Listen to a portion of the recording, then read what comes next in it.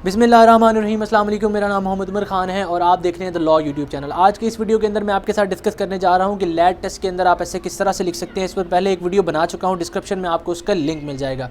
तो दूसरा वीडियो बनाने की ज़रूरत इस वजह से पेश है बिकॉज बहुत से स्टूडेंट्स कन्फ्यूज़ थे। व्हाट्सएप पर, फेसबुक पर मुझे मैसेजेस आ रहे थे कि एस्से के बारे में बता दें, इंपॉर्टेंट एस्से कौन से हैं, एस्से किस तरह से लिखा जाए, एस्से की लैंग्वेज कौन सी होनी चाहिए। इस वजह से स्टूडेंट्स बहुत से कन्फ्यूज़ थे। तो मैंने सोचा इस पर एक और वीडियो बना जाए पार्ट सेकंड के नाम से और आपको इसके अंदर बता दिया जाए कि कौन से इंपॉर्टेंट टॉपिक्स हैं, किन चीज़ों से रिलेटेड लैट टेस्ट के अंदर एस्से आ सकता है और आप एस्से किस तरह से लिख के ज़्यादा मार्क्स हासिल कर सकते हैं। रिटन पोर्शन 25 नंबर का होता है। अगर आप इसके अंदर कोशिश करें तो आप 20 से 22 मार्क्स आसानी से ले सकते हैं बिकॉज आपको दोनों चीज़ों के बारे में बताया जाता है कि एक ऐसे आएगा और ऐसे भी आपको बता देता हूँ कौन से टॉपिक से रिलेटेड आ सकता है। दूसरी आपके पास पर्सनल स्टेटमेंट आती है जिसको आप याद करके जा सकते हैं, अपनी पर्सनल स्टेटमेंट खुद बना सकते हैं। अब उस पर एक सेपरेट वीडियो बना हुआ है, लिंक उसका भी आपको डिस्क्रिप्शन मिल जाएगा कि पर्सनल स्टेटमेंट कैसे लिखनी है, जो 10 नंबर का क्वेश्चन है।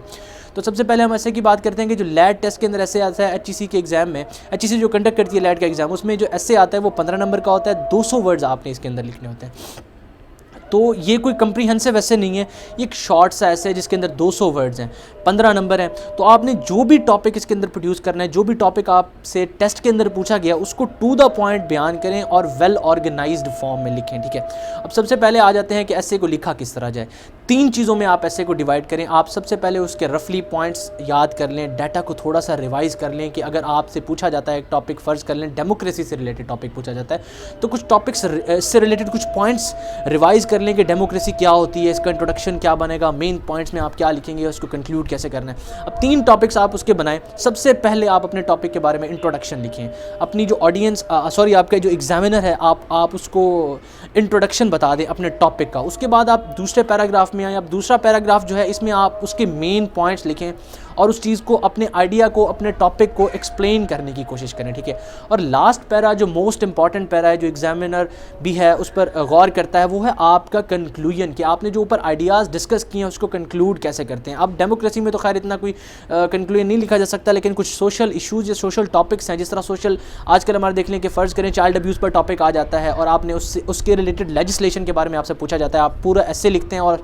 आखिर में जो अपनी कंक्लूजन दे रहे होते हैं, अपना पॉइंट ऑफ व्यू भी उसके अंदर शेयर कर रहे होते हैं और ऊपर वाले आइडिया को कंक्लूड भी कर रहे होते हैं, तो वह बहुत ज़्यादा मैटर कर रही होती है इस टेस्ट के अंदर, जिसका डायरेक्ट इम्पैक्ट आपके मार्क्स पर पड़ रहा होता है। ठीक है, उसके बाद स्टूडेंट कंफ्यूज हो जाते हैं कि इसके अंदर लैंग्वेज कौन सी लिखनी है। ठीक है, या तो जब आपको रिटन पोर्शन दिया जाता है तो ऊपर मेंशन कर दिया जाता है कि जो दोनों नीचे चीज़ें लिखनी है आपने, पर्सनल स्टेटमेंट या फिर ऐसे, वो एक लैंग्वेज में लिखें, या फिर इंग्लिश में दोनों को लिख दें या फिर दोनों को उर्दू में लिख दें। और अगर ये चीज़ सवाल के ऊपर मेंशन नहीं होती तो आप फिर उनको किसी भी लैंग्वेज में चाहें उस लैंग्वेज में लिख सकते हैं। ठीक है, तो ये टोटली आप पर है। अब तीसरे पार्ट की तरफ चलते हैं जिसमें मैं आपको बताने जा रहा हूँ कि आप कौन कौन से इंपॉर्टेंट टॉपिक्स के बारे में डिस्कस कर सकते हैं, कौन कौन से इंपॉर्टेंट लैट से रिलेटेड टॉपिक हैं। ठीक है, अब आप आ जाए, मैं आपको चाइल्ड अब्यूज़ के बारे में बताता हूँ।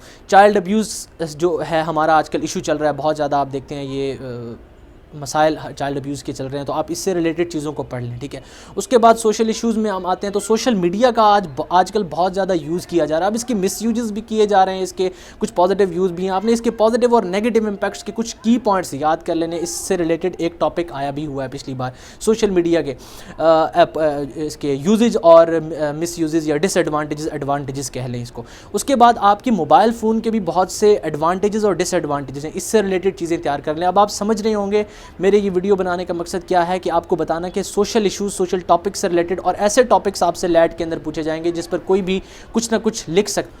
उसके बाद अगर हम टॉपिक्स में देखें तो डोमेस्टिक वायलेंस पर भी हम कुछ ना कुछ देख कर जा सकते हैं बिकॉज ये कुछ इंपॉर्टेंट टॉपिक्स में से एक है। उसके बाद वुमेन राइट्स पर आ जाएँ, वुमेन को कौन कौन से राइट्स दिए गए हैं। आपको पता है कि हमारे जब भी किसी किस्म की जॉब्स वगैरह आती हैं तो उसमें कोटा वगैरह होता है, तो इस तरह आपने वुमेन राइट्स के बारे में भी डिस्कस करना है।